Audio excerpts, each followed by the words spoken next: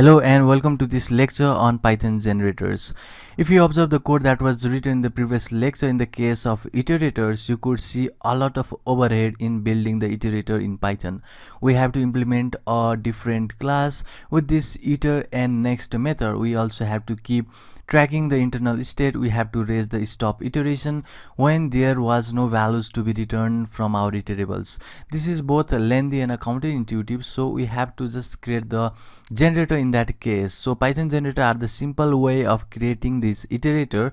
All the overhead like making a class or implementing this iter and next method, keeping the track of the internal state as we mentioned in this lecture, are automatically handled by the generator in this Python. So simply speaking, a generator is a function that returns a object which is a iterator object, which can be iterator over one value at a time. Just remember, generator allows us to iterate over one value at a time and returns a object which is iterator object here. So let's see how the generator can be created in the Python. So it's fairly simple to create the generator in the Python. It is easy as defining the normal function, but in the case of a normal function, we have a return statement. In here, we have a return statement. Basically, in the case of the generator, we make use of the yield statement. So it should be yield in order to just return. So I should just write this yield in order to return from this generator. So if you wonder what is the difference between this yield and the return statement is to terminate the function entirely,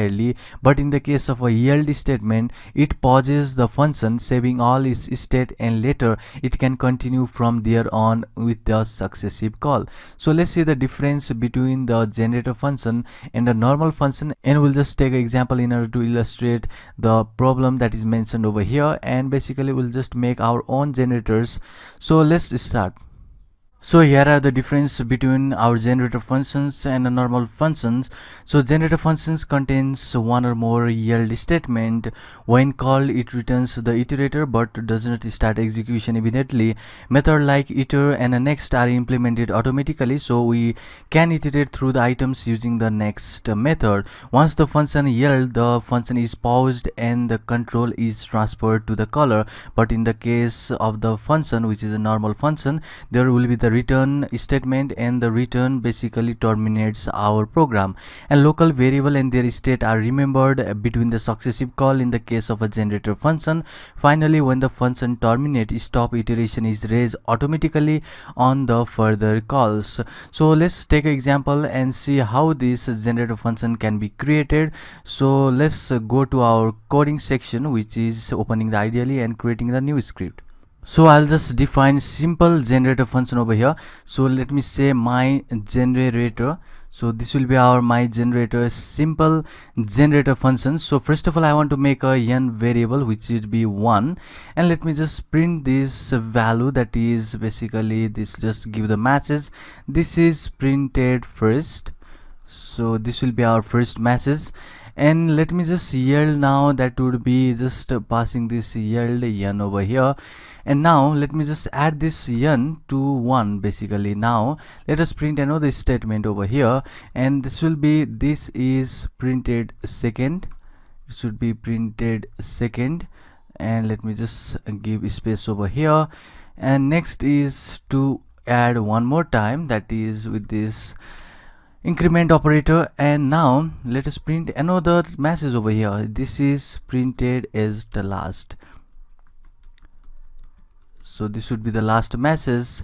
And now it's time to just yield one more time. So in each print you should yield n. So let me say the another yield, and it should be yield n again.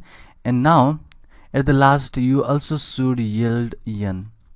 So first of all, you have to just add it to n. So first of all, let me just make it over here. So this printed should be over here, and let me just make a proper yield over here. And now in the second iteration, that is over here, what we need to do is we'll just print it second here, and here what we need to do is you need to yield n. So it should be over here.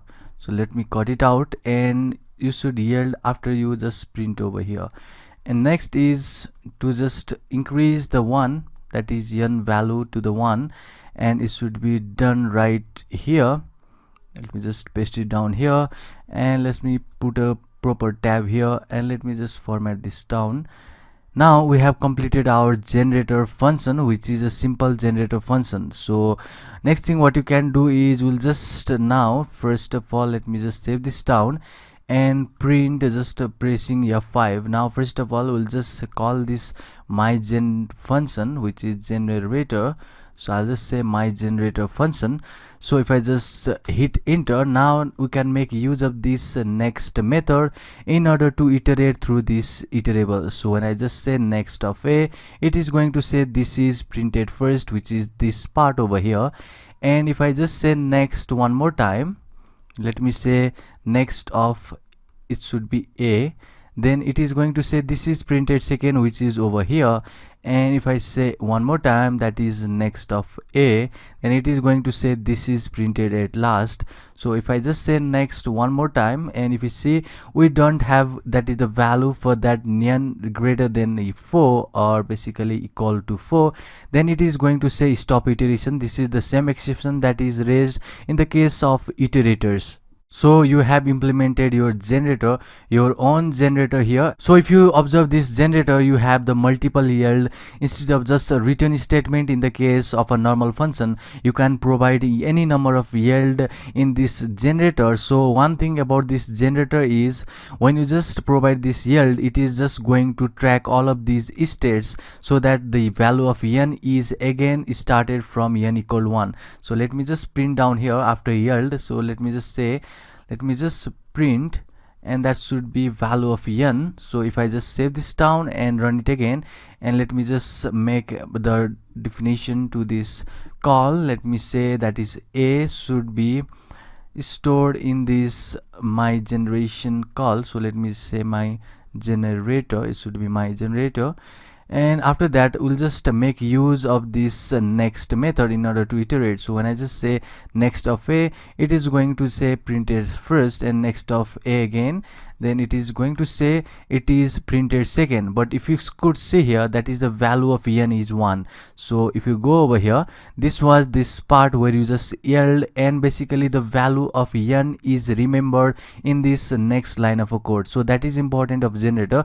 That means it will just keep track of every states basically due to this generator. So it will have this yield statement, multiple yield statement, and basically the next thing is to remember is instead of just terminating a program, which is in the case of the return statement, this yield basically pauses the function, saying that it will just save all this state, which in this case the value of n is saved. As you can see in this output, in the next call you have something that is the value of n printed. That means the value of n is saved as a states, and later it is continued from there on in this next successive call.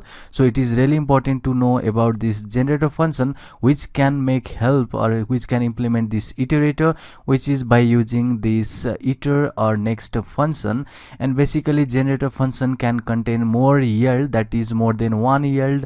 When called, basically it will return the object, which is iterator object. So if you just go back to our console, then you could see while calling this my generator, it is returning us a iterator object, and it does not start execution immediately. Method like iter and the next, which was implemented in the case of the iterator, is implemented automatically in the case of the generator, so that we don't have any overhead to implement iterator next method in the case which was implemented in the class in the case of our iterator. So we can iterate through this item, through this next function, without implementing the iter and next method. So once the function yields, which is this function yielding at the first state, that means the function is paused and control is transferred to the caller. That means now in the next call, the state is just continued from its previous call, which is in this case value of n is remembered in every value call over here, and the local variable in the state are remembered between these two successive call. That means these local variables or the function basically or the state are remembered remembered between this successive call. If you see here, this is one successive call, it is next successive call, and you could see the value of n is remembered, and the example is here. That means you have remembered the value of 1, which is basically our local variable in the next successive call. And finally, when the function terminates, stop iteration is raised automatically on the further calls when the value of n is greater or equal to 3 or 4. It should be 4, greater or equal to 4. That means stop iteration is automatically raised. You don't have to just go here and check for the condition and raise the stop iteration. It will just automatically raise your exception, and basically it will remove the overhead that is created in the case of the iterators, which has to implement the iter method in the next method, and it also has to track all of the record, basically all of the state record, and it will help to just iterate basically based on that next method. And we have to raise the stop iteration manually by ourselves in the case of a iterator, but in the case of a generator we don't have to implement the iter method, next method in the class, and we don't have to just raise our stop iteration manually. Stop iteration is raised automatically on the further calls in the case of a generators. So this will be the wrap for this lecture. In the next lecture we'll implement the generator function with the new examples. See you in the next one.